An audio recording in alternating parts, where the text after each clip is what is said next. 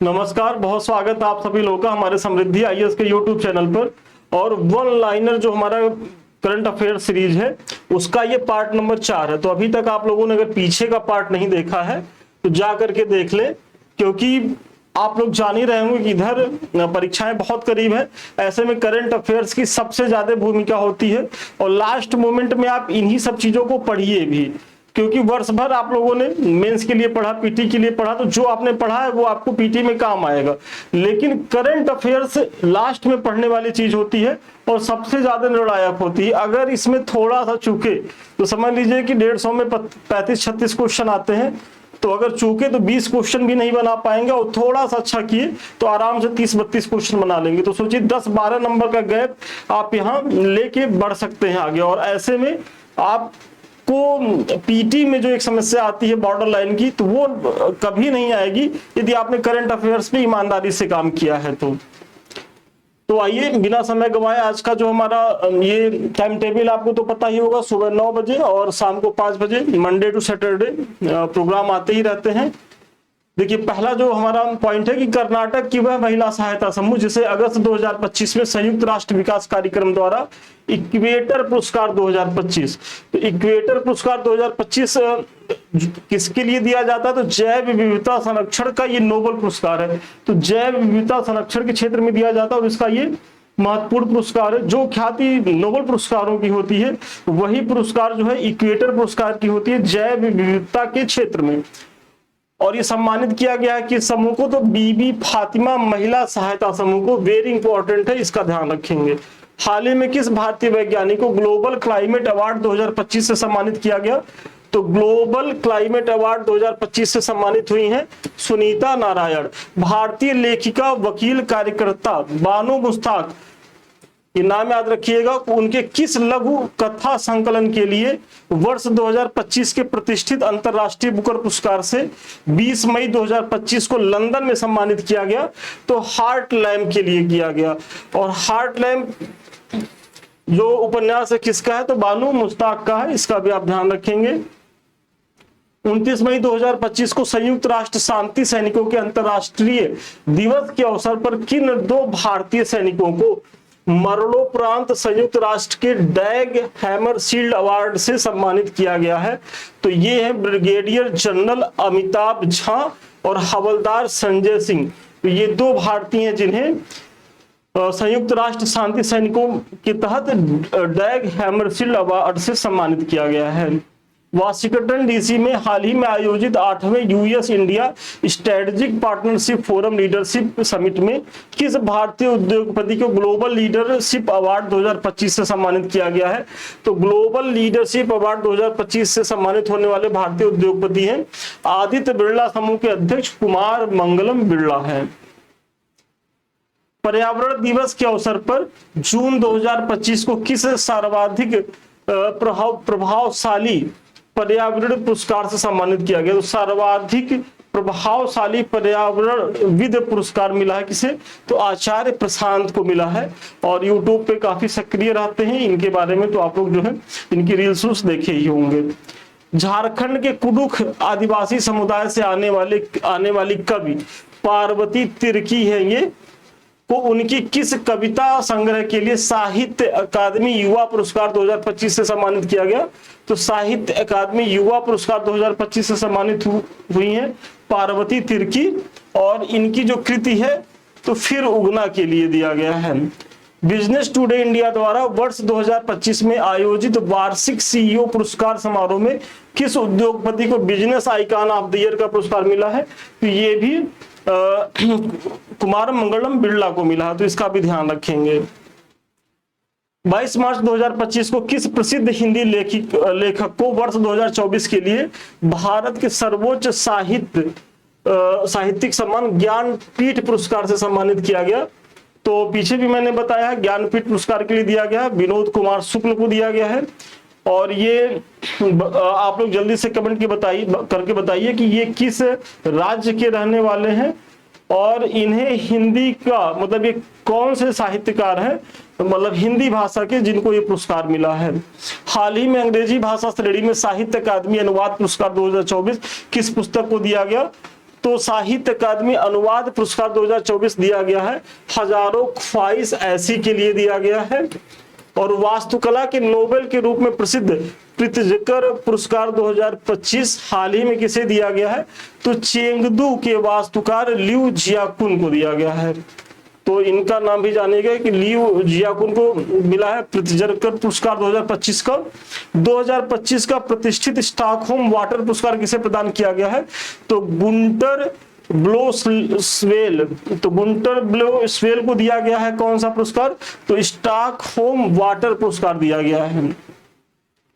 दुनिया का सबसे प्रतिष्ठित संगीत सम्मान ग्रैमी अवार्ड 2025 से सम्मानित भारतीय अमेरिकी गायिका चंद्रिका टंडन को उनके किस एल्बम के लिए सम्मानित किया गया? तो त्रिवेणी के लिए किया गया। बहुत महत्वपूर्ण है। वह भारतीय जिसे जनवरी 2025 में गेट्स कैम्ब्रिज इम्पैक्ट पुरस्कार 2025 से सम्मानित किया गया, तो उर्वशी सिन्हा को यह पुरस्कार मिला है। वर्ष 2024 का इंदिरा गांधी शांति पुरस्कार किसे प्रदान किया गया? तो चिली के पूर्व राष्ट्रपति मिशेल बैचलेट को यह पुरस्कार मिला है। 2 मार्च 2025 को लॉस एंजल्स में आयोजित 97वें एकेडमिक अवार्ड, मतलब जिसे ऑस्कर अवार्ड कहा जाता है, समारोह में सर्वश्रेष्ठ फिल्म सहित सर्वाधिक 5 पुरस्कार किसे मिला? तो अनोरा को मिला। ये याद रखिएगा, इसे मतलब ऑस्कर पुरस्कार तो मिला ही और सर्वाधिक 5 पुरस्कार ये ऑस्कर में जीतने में सफल रही है। हिंदी की लेखिका सूर्यबाला को उनके किस उपन्यास के लिए 2024 के व्यास सम्मान से सम्मानित किया गया? तो कौन देश को वासी वेणु की डायरी, तो जो सूर्यबाला को व्यास सम्मान मिला है तो 2024 का, तो वो उनकी कौन सी कृति है? कौन देश को वासी और वेणु की डायरी के लिए मिला है। हिंदी भाषा के लिए गगन गिल को उनके किस कविता संग्रह, देखिए ये जो गगन गिल का है जब तक आई मैं बाहर, ये कविता संग्रह है, इसका भी ध्यान रखेंगे। 2024 का इन्हें साहित्य अकादमी पुरस्कार मिला है। तो जब तक मैं आई बाहर के लिए मिला है। United nation global compact network India द्वारा 13 फरवरी 2025 को भारत की किस सबसे बड़ी एकीकृत ऊर्जा कंपनी को फॉरवर्ड फास्टर सस्टेनेबिलिटी अवार्ड 2025 से सम्मानित किया गया है? तो ये पुरस्कार मिला है एनटीपीसी लिमिटेड को। बहुत महत्वपूर्ण पुरस्कार है। वह प्रसिद्ध भारतीय जीव विज्ञानी, वन्य जीव संरक्षणवादी जिन्हें फरवरी 2025 में प्रतिष्ठित क्रिकेट टाइम मैगजीन ने वुमेन ऑफ द ईयर 2025 की सूची में शामिल किया गया है। तो प्रतिष्ठित क्रिकेट ऑफ वुमेन ईयर 2025 में जो शामिल किया गया है, तो पूर्णिमा देवी वर्मन को शामिल किया गया है और ये असम राज्य की है। साहित्य के क्षेत्र में प्रदत्त ब्रिटेन का प्रतिष्ठित बुकर पुरस्कार 2025 ब्रिटिश लेखिका समांथा हार्वे को उनके अंतरिक्ष आधारित किस अंग्रेजी उपन्यास के लिए दिया गया है? तो समांथा हार्वे को अंतरिक्ष आधारित अंग्रेजी उपन्यास के लिए दिया गया, तो उपन्यास का नाम है ऑर्बिटल को दिया गया है। भारत सरकार की ओर से कारपोरेट श्रेणी के तहत पशु कल्याण के लिए दिया जाने वाला सर्वोच्च सम्मान प्राण मित्र राष्ट्रीय पुरस्कार 2025 हाथियों के संरक्षण से जुड़ी किस पहल को दिया गया? तो वन तारा को दिया गया। तो प्राणी मित्र राष्ट्रीय पुरस्कार 2025 जानिए, हाथियों के संरक्षण के लिए दिया गया है। किसे दिया गया है? वनतारा। और वनतारा के संस्थापक कौन है? तो अनंत अंबानी है। और ये अभी थोड़ा सा चर्चा में रहा है विवादित चीजों को लेकर के, तो हालांकि सुप्रीम कोर्ट ने इनके पक्ष में डिसीजन दिया है, तो आप लोग इसे भी जानते रहिए। अक्टूबर 2024 में यूएनएचआरसी के वर्ष 2024 के नानसेन शरणार्थी पुरस्कार से किसे सम्मानित किया गया? तो दीप्ति गुरंग नेपाल में की ये महिला है और इन्हें यूएनएचआरसी के शरणार्थी पुरस्कार से सम्मानित किया गया। नानसेन शरणार्थी पुरस्कार, ये नाम याद रखिएगा। और ये पुरस्कार कौन देता है? तो यूएनएचआरसी देता है। 8 अक्टूबर 2024 को किस दिग्गज फिल्म अभिनेता को वर्ष 2022 के भारतीय फिल्म जगत के सर्वोच्च दादा साहब फाल्के पुरस्कार दिया गया? तो 2022 का दिया गया है 24 में, तो मिथुन चक्रवर्ती को दिया गया है। और अभी 15 दिन पहले दक्षिण भारत के एक्टर हैं मोहनलाल, उन्हें भी दिया गया है, लेकिन चूंकि 15 दिन पहले दिया गया है तो आने की संभावना उनकी नहीं है, लेकिन मिथुन चक्रवर्ती आ सकते हैं। और अगर आयोग बहुत तूफानी कर दे, पूछ ले और लेटेस्ट वाला पूछ ले, तो आप मोहनलाल को लगाइएगा, तो वो भी जानते रहिए। वन्य जीवों पर फिल्म बनाने वाले फिल्म निर्माता एवं पर्यावरणविद जिन्हें सितंबर 2024 में जैक्सन वाइल्ड लेगेसी अवार्ड से सम्मानित किया गया है, ये माइक पांडे को मिला है। और माइक्रो आरएनए की खोज के लिए किन दो चिकित्सा वैज्ञानिकों को वर्ष 2024 का चिकित्सा नोबेल पुरस्कार मिला है? तो देखिए, सबसे पहले तो इनका विषय क्या है, तो माइक्रो आरएनए की खोज के लिए मिला है चिकित्सा का नोबेल। और जो वैज्ञानिक है वो विक्टर एम्ब्रोस है और गैरी रुबकिन है। ये दोनों लोग कहाँ के रहने वाले हैं, तो अमेरिका के रहने वाले हैं। मशीन लर्निंग के क्षेत्र में उन्नत खोज के लिए किन वैज्ञानिकों को वर्ष 2024 के लिए भौतिकी के नोबेल पुरस्कार से सम्मानित किया गया? तो देखिए, मशीन लर्निंग के क्षेत्र में इन्होंने खोज किया है और भौतिकी का नोबेल पुरस्कार मिला है प्रिंसटन विश्वविद्यालय, अमेरिका के जॉन जे हाफील्ड और कनाडा के टोरंटो विश्वविद्यालय के जेफरी ई हिंटन को। तो इन दो लोगों को भौतिकी का नोबेल पुरस्कार मिला है। उनका क्षेत्र क्या है, तो मशीन लर्निंग के क्षेत्र में उन्नत खोज के लिए मिला है। अग्रणी प्रोटीन अनुसंधान के लिए वर्ष 2024 का नोबेल पुरस्कार किसे दिया गया है? तो अग्रणी प्रोटीन अनुसंधान के लिए वर्ष 2024 का नोबेल पुरस्कार दिया गया है डेमिस हसाबिस और डेविड बेकर और जॉन एफ जंपर को दिया गया है। इसी तरीके से वह दक्षिण कोरियाई लेखिका जिन्हें वर्ष 2024 के साहित्य के नोबेल पुरस्कार से सम्मानित किया गया है, तो हान कांग को दिया गया है और ये दक्षिण कोरिया की लेखिका हैं, ये भी आप जानते रहिएगा। राष्ट्रों के बीच समृद्धि में अंतर पर शोध के लिए किन अमेरिकी अर्थशास्त्रियों को वर्ष 2024 के अर्थशास्त्र के नोबेल पुरस्कार से सम्मानित किया गया है? तो डेरान एस मोगलू, साइमन जॉनसन और जेम्स ए रॉबिन्सन को मिला है। और इनका जो विषय क्या है, तो राष्ट्रों के बीच समृद्धि में अंतर और शोध के लिए, तो यही इनका विषय है और इसी पर इन्हें नोबेल पुरस्कार मिला है। तो ये विषय जानते रहिए, क्योंकि आयोग जो है वो जानता है कि आप लोग नोबेल कर्ता का नाम रट लेते हैं तो वो एक स्टेप आगे जाकर के विषय में पूछ लेता है। और यदि आपको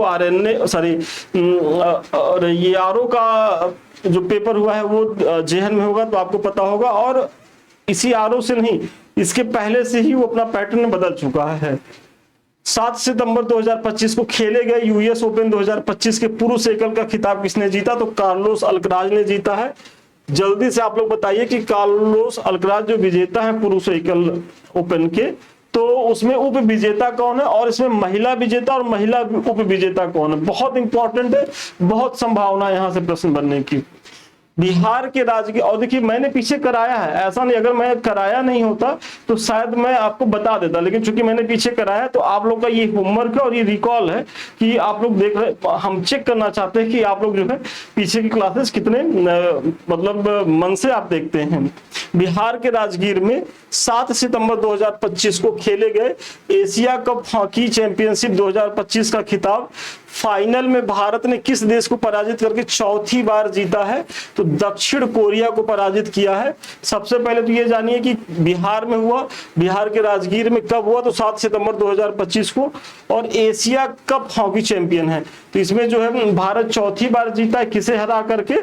तो दक्षिण कोरिया को। अगस्त 2025 में किस पूर्व भारतीय क्रिकेटर को दक्षिण अफ्रीका की क्रिकेट फ्रेंचाइजी प्रिटोरिया कैपिटल्स का मुख्य कोच नियुक्त किया गया? तो सौरभ गांगुली को नियुक्त किया गया है। 70 वर्ष की आयु पूरी होने पर पद छोड़ने के बाद किसे अगस्त 2025 में रोजर बिन्नी की जगह भारतीय क्रिकेट कंट्रोल बोर्ड बीसीसीआई का अस्थायी अध्यक्ष नियुक्त किया गया? तो राजीव शुक्ला होंगे अस्थायी अध्यक्ष। हाल ही में कौन भारत का 89वां शतरंज ग्रैंड मास्टर बना है? तो 89वां शतरंज ग्रैंड मास्टर बना है यस रोहित कृष्णा। इनके बारे में भी आप जानिए। जॉर्जिया के बातूमी में आयोजित फिडे महिला शतरंज विश्व कप 2025 में बहुत महत्वपूर्ण है, 28 जुलाई 2025 को भारत के किस उभरती युवा शतरंज खिलाड़ी ने हम वतन कोनोरी हम्पी को पराजित करके विश्व कप का खिताब जीता है? तो दिव्या देशमुख ने जीता है। और वेरी वेरी इंपॉर्टेंट है, यह प्रश्न आने की बहुत संभावना है। जुलाई 2025 में किस सीनियर पुरुष राष्ट्रीय फुटबॉल टीम का मुख्य कोच नियुक्त किया गया है? तो सीनियर पुरुष राष्ट्रीय फुटबॉल टीम का जो कोच बनाए गए हैं, तो खालिद जमील को बनाया गया है। और 19 जुलाई से 1 अगस्त 2025 तक रियाद में आयोजित पहला शतरंज ई स्पोर्ट विश्व कप 2025 का खिताब किस शतरंज खिलाड़ी ने जीता? तो देखिए, जो रियाद में आयोजित हुआ है पहला शतरंज ई स्पोर्ट विश्व कप का आयोजन जो है हुआ है वो रियाद में, और इसमें विजेता कौन है? तो मैग्नस कार्लसन है, और ये नॉर्वे के रहने वाले हैं। अखिल भारतीय फुटबॉल महासंघ और फीफा ने अगस्त 2025 में कहां पर लड़कियों के लिए देश की पहली फीफा टैलेंट अकादमी की स्थापना की घोषणा की है? तो फीफा टैलेंट अकादमी की जो स्थापना की जाएगी महिलाओं के लिए, सॉरी मतलब उसमें महिला क्या होंगी? लड़कियां होंगी खेलने के लिए, तो हैदराबाद तेलंगाना में। हाल ही में किस पूर्व क्रिकेटर ने अपनी आत्मकथा the one cricket my life and more शीर्षक से लिखी है? तो the one cricket my life and more आत्मकथा किसकी है? तो शिखर धवन की है। 3 जून 2025 को अहमदाबाद के नरेंद्र मोदी स्टेडियम में खेले गए आईपीएल के 18वें सीजन का खिताब आरसीबी ने किसे हरा करके मतलब जीता? तो किंग्स 11 पंजाब को। तो इसमें कई फैक्ट ये जानिए। सबसे पहले तो फाइनल कहाँ हुआ? नरेंद्र मोदी स्टेडियम में हुआ। संस्करण कौन था? 18वां था। और आरसीबी ने जीता किसे हरा करके? किंग्स 11 पंजाब को। और अंतरराष्ट्रीय क्रिकेट परिषद ने 2025-27 वर्ल्ड टेस्ट चैंपियनशिप चक्र के लिए नए खेल नियम स्टॉप क्लॉक लागू किया है। तो स्टॉप क्लॉक जो लागू हुआ है तो वो क्या है? तो उसके बारे में भी जानिए। तो जो धीमी ओवर गति को रोकने के लिए, मतलब जो धीमी ओवर गति से जो मैच डिले होता है, मैच थोड़ा लेट होता है, और दूसरी चीज इसके लिए जो कप्तान होते हैं उन पर पेनाल्टी भी लगाई जाती है, तो उसकी रोकथाम के लिए ये व्यवस्था लाई गई है स्टॉप क्लॉक की। आईपीएल 2025 के 18वें सीजन के लिए किस खिलाड़ी को मैन ऑफ द टूर्नामेंट चुना गया? तो सूर्य कुमार यादव को चुना गया। तो जो आईपीएल 18वां हुआ है जिसमें आरसीबी विजेता रहा है, रॉयल चैलेंजर्स बेंगलुरु, तो उसमें अगर मैन ऑफ द सीरीज देखा जाए तो ये मिला है man of the tournament Surya Kumar Yadav को। वह पूर्व भारतीय क्रिकेटर जिसे जून 2025 में आईसीसी के क्रिकेट हॉल ऑफ फेम सूची में शामिल किया गया है। तो देखिए, आईसीसी के क्रिकेट हॉल ऑफ फेम में शामिल हुए हैं कौन? तो धोनी शामिल हुए हैं, ये आप जानते रहिएगा, मतलब एमएस धोनी। और आईपीएल के इतिहास में 300 छक्के लगाने वाले पहले भारतीय बल्लेबाज कौन बन गए हैं? तो आप लोग को पता ही होगा कि ये है रोहित शर्मा। और बिहार में 4 मई से 15 मई 2025 तक आयोजित खेलो इंडिया यूथ गेम 2025 का शुभंकर क्या था? तो गज सिंह था। तो सबसे पहले ये जानते रहिए कि खेलो इंडिया यूथ गेम 2025 का आयोजन कहाँ हुआ? तो बिहार में हुआ। कब हुआ? तो 4 मई से 15 मई 2025 के बीच हुआ। उसका शुभंकर कौन था? तो गज सिंह था। और आप लोग के लिए होमवर्क है कि ये बताइए कि इसमें पदक तालिका में शीर्ष स्थान किस राज्य का रहा, और उत्तर प्रदेश की क्या स्थिति इसमें रही? जल्दी से कमेंट करके आप लोग बताएं, क्योंकि प्रश्न वही पूछेगा उत्तर प्रदेश की रैंकिंग, मतलब उत्तर प्रदेश ने कितने पदकों को जीता। टोक्यो ओलंपिक रजत पदक विजेता वह खिलाड़ी जिसे अप्रैल 2025 में भारतीय भारोत्तोलन महासंघ खिलाड़ी आयोग का अध्यक्ष चुना गया। तो मीराबाई चानू को चुना गया है, और ये वेट लिफ्टिंग में ये है। वह पुरुष और महिला भारतीय क्रिकेटर जिन्हें वर्ष 2024 के लिए विजडन क्रिकेटर्स अलनायक का विश्व का सर्वश्रेष्ठ क्रिकेटर चुना गया, तो जसप्रीत बुमराह और स्मृति मंधाना को दिया गया है। इसका भी आप ध्यान रखेंगे। मई 2025 में किस ओलंपियन खिलाड़ी को टेरिटोरियल आर्मी में मानद लेफ्टिनेंट कर्नल की उपाधि से सम्मानित किया गया? तो नीरज चोपड़ा को मिला है। और नीरज चोपड़ा जो है भाला फेंक विधा से संबंधित है। वह क्रिकेटर जिसके नाम से मुंबई के वानखेड़े स्टेडियम में एक स्टैंड का अनावरण किया गया है, तो रोहित शर्मा है। मई 2025 में संपन्न मोटर रेसिंग इवेंट मोनाको ग्रां प्री में फार्मूला 2 स्प्रिंट रेस, तो ये फार्मूला 2 स्प्रिंट रेस जीतने वाले पहले भारतीय कौन बने हैं? तो कुश मैनी बने। जो कि पहले बने हैं तो महत्वपूर्ण हो जाता है, तो इन्हें भी जाने रहिए। कुश मैनी कौन है? तो फार्मूला 1 ड्राइवर है, और यही विजेता बने हैं फार्मूला 2 स्प्रिंट में। और ये हुआ कहाँ है? तो मोनाको में हुआ है। अमेरिका की प्रतिष्ठित टेनिस खिलाड़ी सेरेना विलियम्स को मई 2025 में किस देश की प्रतिष्ठित पुरस्कार Princess of Asturias award for sports 2025 से सम्मानित किया गया है। तो ये स्पेन के सम्मान से सम्मानित किया गया है। हाल ही में क्लब फुटबॉल में 800 गोल करने वाले दुनिया के पहले फुटबॉलर कौन बने हैं? तो 800 गोल करने वाले दुनिया के पहले फुटबॉलर बने हैं क्रिस्टियानो रोनाल्डो। अंतरराष्ट्रीय ओलंपिक समिति के 130 वर्षों के इतिहास में किसे इसकी पहली महिला अध्यक्ष तथा पहला अफ्रीकी अध्यक्ष मार्च 2025 में चुना गया है? पूर्व तैराक क्रिस्टी कोवेंट्री को ये सम्मान मिला है और बहुत बहुत बहुत महत्वपूर्ण है। एकदम आप 3 स्टार लगाइए, ये प्रश्न पूछा जा सकता है।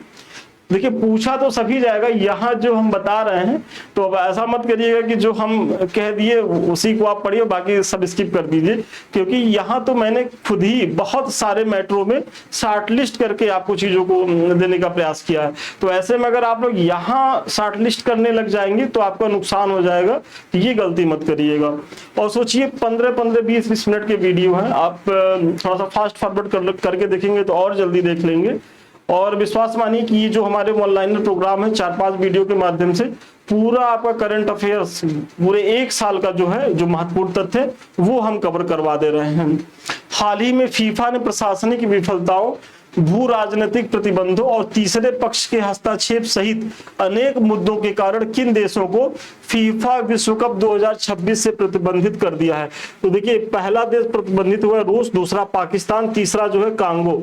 तो आप ध्यान रखेंगे रूस, पाकिस्तान और कांगो जो है वो फीफा 2026 से प्रतिबंधित हैं।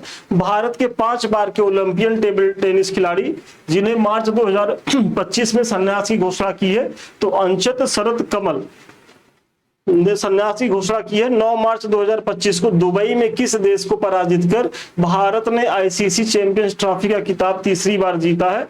तो देखिए दुबई में जो आईसीसी चैंपियंस ट्रॉफी हुई है तो भारत इस ट्रॉफी को तीसरी बार जीता और फाइनल में वो किसको हराया है? तो फाइनल में उसने न्यूजीलैंड को हराया है। वह खिलाड़ी जिन्हें भारत के सर्वोच्च खेल पुरस्कार मेजर ध्यानचंद खेल रत्न होगा, ये सुधार कर लीजिए, रत्न 2024 से सम्मानित किया गया। तो देखिए इसमें 4 खिलाड़ियों को ये सम्मान मिला है और थोड़ा सा इनको जान लीजिए। मनु भाकर हैं, ये शूटिंग में की खिलाड़ी हैं। डी गुकेश शतरंज प्लेयर हैं। प्रवीण कुमार पैरा एथलीट से संबंधित है और हरमनप्रीत सिंह हॉकी हैं। ये जो 4 विधा से संबंधित 4 महत्वपूर्ण खिलाड़ी हैं, इन्हें जो है राजीव गांधी सॉरी अब तो मेजर ध्यानचंद खेल रत्न पुरस्कार हो गया है 2024 से सम्मानित किया गया है। तो वह भारतीय महिला क्रिकेट खिलाड़ी जिन्हें आईसीसी महिला one day cricket of the year चुना गया, तो आईसीसी महिला one day cricket of the year चुना गया है किसे? तो स्मृति मंधाना को चुना गया है। 1 फरवरी 2025 को बीसीसीआई का सर्वश्रेष्ठ अंतरराष्ट्रीय पुरुष क्रिकेटर का पाली उमरीगर अवार्ड किसे मिला है?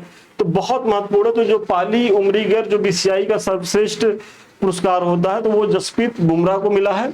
उत्तराखंड में संपन्न राष्ट्रीय खेल 2025 का शुभंकर क्या था? तो मौली था। वह पूर्व भारतीय क्रिकेटर जिसे हाल ही में मेलबर्न क्रिकेट क्लब की प्रतिष्ठित सदस्यता मिली है। तो मेलबर्न क्रिकेट क्लब की प्रतिष्ठित सदस्यता प्राप्त हुआ है किसे? सचिन तेंदुलकर को। और हाल ही में किस देश को फीफा विश्व कप 2034 की मेजबानी दी गई है? तो फीफा विश्व कप 2034 की मेजबानी सऊदी अरब को मिला है, बहुत महत्वपूर्ण है। और फीफा विश्व कप 2030 का आयोजन कहां होगा? तो मोरक्को, स्पेन और पुर्तगाल में किया जाएगा। तो ये 3 जगह जो है फीफा विश्व कप 2030 का आयोजन होगा और 34 की मेजबानी जो है किसे दी गई है? तो सऊदी अरब को दी गई है। वह भारतीय ओलंपियन जिसे हाल ही में BBC Indian sports women of the year 2024 से सम्मानित किया गया है, तो ये मनु भाकर को सम्मानित किया गया है। और हाल ही में किस देश ने महिला खेलों में ट्रांसजेंडर एथलीटों के हिस्सा लेने पर प्रतिबंध लगा दिया है? तो ये प्रतिबंध लगाया गया है अमेरिका के द्वारा। सितंबर 2024 में विक्टोरिया की जगह किसे 2026 में होने वाले 26वें राष्ट्रमंडल खेलों की मेजबानी सौंपी गई है? तो देखिए जो 2026 में जो राष्ट्रमंडल खेल होना था 26, तो पहले विक्टोरिया ऑस्ट्रेलिया में होना था, लेकिन अब वहां से उसको हटा करके मेजबानी सौंपी गई है ग्लासगो स्कॉटलैंड को, और ये आपके आरओ में आया हुआ प्रश्न था। सितंबर 2024 में आईसीसी अंपायर पैनल में शामिल होने वाली पहली पाकिस्तानी महिला बनी है कौन? तो सलीमा इम्तियाज बनी है, इसका भी आप ध्यान रखेंगे। फिर national annual report and index on women safety 2025 के अनुसार भारत के महिलाओं के लिए शीर्ष 3 सबसे सुरक्षित शहर कौन है? तो इसमें आप देखिए कोहिमा, विशाखापत्तनम और भुवनेश्वर, ये महिलाओं को लेकर के 3 सबसे सुरक्षित शहर माने गए हैं। पीएम विकसित भारत योजना की घोषणा किसने की? तो प्रधानमंत्री नरेंद्र मोदी ने की। कब की? 15 अगस्त 2025 को की, अभी हाल ही में हुआ है, तो महत्वपूर्ण है, ये पूछा जा सकता है। पीएम विकसित भारत रोजगार योजना। भारतीय रेलवे ने भारत की किस सबसे बड़ी मालगाड़ी का सफलतापूर्वक ट्रायल रन किया? तो इसका नाम है रुद्रास्त्र, और रुद्रास्त्र मालगाड़ी की लंबाई कितनी है? तो 4.5 किलोमीटर ये लंबी रेलगाड़ी है। किस जिले में एक नया हड़प्पा कालीन स्थल खोजा गया है? तो अभी हाल ही में राजस्थान के जैसलमेर में एक हड़प्पा कालीन स्थल खोजा गया, और वो स्थल कौन सा है? तो रातड़िया री ढेरी, इसका भी आप जो है ध्यान रखेंगे। भारत का पहला हिंदी माध्यम एमबीबीएस कॉलेज कहां स्थापित करने की घोषणा हुई है? ये जबलपुर में हुई है। और केंद्रीय शिक्षा मंत्री धर्मेंद्र प्रधान ने कहां अखिल भारतीय शिक्षा समागम 2025 का उद्घाटन किया? तो भारत मंडपम नई दिल्ली में हुआ है। स्वच्छ सर्वेक्षण 2024-25 में पुरस्कार किसे प्रदान, मतलब किसने प्रदान किए? तो राष्ट्रपति द्रौपदी मुर्मू ने दिए। स्वच्छ सर्वेक्षण 2024-25 में सुपर स्वच्छ लीग, ये शब्द याद रखिएगा, मतलब ये सुपर स्वच्छ लीग की बात हो रही है। तो जब सुपर स्वच्छ लीग की बात हो तो इसमें शीर्ष स्थान पर कौन होगा? इंदौर, और दूसरे स्थान पर सूरत है। सुपर स्वच्छ लीग श्रेणी में 3 से 10 लाख आबादी वाले शहरों की श्रेणी में कौन सा शहर पहले स्थान पर है? तो अपना जो नोएडा है उत्तर प्रदेश का, ये शीर्ष पे है 3 से 10 लाख आबादी वाले शहरों में। स्वच्छ सर्वेक्षण 2024-25 में सर्वश्रेष्ठ गंगा शहर का खिताब किसे मिला है? ये प्रयागराज को मिला है। यूनेस्को की विश्व धरोहर सूची में किस भारतीय संपत्ति को शामिल किया गया है? तो ये मराठा सैन्य जो परिदृश्य है, उसमें जो 12 किले शामिल हैं, तो इन 12 किलों को एक स्थल के रूप में समाहित करते हुए शामिल किया गया है। और ये जो 12 किले हैं, तो अधिकांश, मतलब क्या सभी जो है वो महाराष्ट्र में है, एक को छोड़कर, और एक जो जिंजी वाला है वो कहाँ है? तो वो तमिलनाडु में है। प्रधानमंत्री धान कृषि योजना को कितने जिलों में लागू करने की मंजूरी दी गई है? तो प्रधानमंत्री धान जो कृषि योजना है वो सबसे पहले 100 जिलों में लागू की जाएगी। तो चलिए, आज का जो हमारा वन लाइनर प्रोग्राम था वो यहीं तक था, और अब मात्र 2 आएगा। एक में थोड़ा सा राष्ट्रीय अंतरराष्ट्रीय को देखेंगे, और एक वन लाइनर में जो है हम यूपी के जो महत्वपूर्ण करंट अफेयर्स हैं उनकी चर्चा करेंगे। तो ऐसे में धैर्य बना के, जैसे अभी तक आप लोगों ने 3-4 देखा है, वैसे 2 और देख लीजिएगा, और विश्वास मानिएगा कि यहाँ से अगर आप इसको 2 बार कायदे से रिवीजन करके गए तो आप करंट अफेयर्स में बहुत बहुत सहज स्थिति में रहेंगे। संस्थान के द्वारा 2 बैच चलाए जा रहे हैं, एक तो हमारा आरओ मुख्य परीक्षा को लेकर के है, और दूसरा बैच जो हमारा है पीसीएस मुख्य परीक्षा को लेकर के, और ये मेंटरशिप बैच है दोनों। तो ऐसे में आप लोगों ने अभी तक ज्वाइन नहीं किया तो ज्वाइन करें, क्योंकि इसमें नामांकन शुरू हो गया, और जो बैच हमारे चलेंगे वो 15 अक्टूबर से कंटिन्यू चलेंगे। देखिए, आरओ वाला तो हमारा चल रहा था, लेकिन जो उसमें जो बच्चे पीटी पास किए उनका कहना था सर पीसीएस को भी देना, तो अभी उसको रोका गया है। तो ऐसे में पीटी के बाद ये पुनः 15 अक्टूबर से शुरू हो जाएगा, और जो हमारा मेंस का प्रोग्राम है वो 2 बैच तो पुनः शुरू हो जाएगा। मेंस में 2 बैच हमारा चलेगा, एक तो हमारा जो है वो है आओ अब की बार मेंस पर, देखिए चूंकि आओ पीटी पास करो सीरीज चल रही है, वही दिमाग में रह रहा है, तो 2 बैच चलेगा। एक तो हमारा अब की बार मेंस पर, ये उन बच्चों के लिए रहेगा जो पीटी के बाद जिनको मुख्य परीक्षा देनी है, मतलब जो ठीक ठाक स्कोर करेंगे और उनको लगेगा कि हम जो है हमको मेंस लिखना है, तो उस लेवल की यहाँ तैयारी कराई जाएगी। और थोड़ा सा ये फास्ट बैच चलता है, मतलब इसमें अनलिमिटेड क्वेश्चन दिए जाते हैं, और इसकी गति भी तेज होती है, और इसमें बहुत क्रीम बच्चे रहते भी हैं। और दूसरा बैच जो हमारा फाउंडेशन बैच है, जो मेंटरशिप प्रोग्राम है, जो वर्ष भर चलता रहता, तो वो भी चलेगा, मतलब शून्य से शिखर बैच। तो जो शून्य से शिखर बैच हमारा है मेंटरशिप प्रोग्राम के तहत, तो वो भी 15 अक्टूबर से शुरू होगा। तो वो उन बच्चों के लिए होगा कि जो 2026 के लिए पीसीएस में आना चाहते हैं, 27 के लिए आना चाहते हैं, या जिनका पीटी खराब हो गया है तो वो उसको ज्वाइन करें और अपनी मेंस की तैयारी को बेहतर करें। क्योंकि विश्वास मानिए कि यदि आप मेंस बढ़िया से तैयार किए रहेंगे तो इस पीटी मतलब इस समय पीटी पास करना भी बहुत चैलेंजिंग हो गया है। आप लोग देख ही रहे हैं कि किस तरीके से चीजें मेरिट इतना हाई चली जा रही है, या मतलब आयोग जो है प्रश्न बना रहा है तो उसमें उत्तर गलत दे रहा है, प्रश्न गलत बना दे रहा। तो ऐसे उठा पटक में यदि आप पीटी पास कर रहे हैं तो पीटी की उपलब्धि तभी सार्थक होगी जब आप मुख्य परीक्षा में बहुत बेहतर परफॉर्मेंस कर लें। और अगर मुख्य परीक्षा में बहुत अच्छा परफॉर्मेंस कर लिए तो आप फिर फाइनल सिलेक्शन तो कर ही ले जाएंगे, क्योंकि आरओ में तो मुख्य है तो उसमें तो इंटरव्यू है नहीं, और पीसीएस में अगर इंटरव्यू है तो मात्र 100 नंबर का है। अगर आप बहुत खराब करेंगे तब भी आप 40 नंबर तक पा जाएंगे, 40-45 नंबर तक बहुत अच्छा करेंगे तो 70-72 पाएंगे, 30-35 नंबर का ही है। तो अगर मुख्य परीक्षा आप बहुत शानदार लिख करके आएंगे तो इंटरव्यू बहुत बोर्ड के आएंगे फिर भी आप सिलेक्शन से बाहर नहीं होंगे। हो सकता है कि आप एसडीएम बने, वीडियो बन जाइए, लेकिन आपकी रैंक प्रभावित कर सकता है इंटरव्यू, आपको बाहर नहीं कर सकता अगर मुख्य परीक्षा आपने बेहतर लिखा है तो इसीलिए ये बैच बहुत ही उपयोगी है। 15 अक्टूबर से सब शुरू हो रहे हैं, तो आप लोग जो है इसमें अपना नामांकन कराएं, एडमिशन अपना सुनिश्चित करें। क्योंकि इसमें जो भी ऑफर दिए जा रहे हैं तो ये ऑफर केवल स्टार्टिंग के 20 बच्चों के लिए होता है, और उसके बाद जब फीस बढ़ जाएगी तो आप कहेंगे कि सर हमको उसी पे दे दीजिए, तो वो फिर संस्थान के लिए मुश्किल होता है, क्योंकि हर संस्थान की अपनी एक पॉलिसी होती है। तो चूंकि आपको अगर करना ही तो लेट क्यों करना, तो आप लोग इससे ज्वाइन करें, इसका लाभ उठाएंगे। ये कुछ हमारे लिंक्स है, तो अभी तक आप लोगों ने इसे भी ज्वाइन नहीं किया तो ज्वाइन करें। एक तो हमारा समृद्धि आईएएस का ऑफिशियल टेलीग्राम चैनल है, दूसरा संदीप मिश्रा ऑफिशियल यूट्यूब है, और तीसरा जिससे अभी हम आप रूबरू हो रहे हैं। ये सारे लिंक बहुत ही ज्यादा आप लोगों के लिए बेनिफिशियल है, आपकी तैयारी के लिए उपयोगी हैं। तो ऐसे में इन्हें सभी को लाइक करें, सब्सक्राइब करें, शेयर करें। वीडियो अच्छा लग रहा हो तो कमेंट भी जरूर करें, और अधिक जानकारी के लिए हमसे बात करने के लिए 7303307507 पे संपर्क करें। तो ठीक है, आज के लिए इतना ही। पुनः मिलते हैं नए वीडियो में नए क्लास के साथ, तब तक के लिए धन्यवाद, शुभकामनाएं आपको।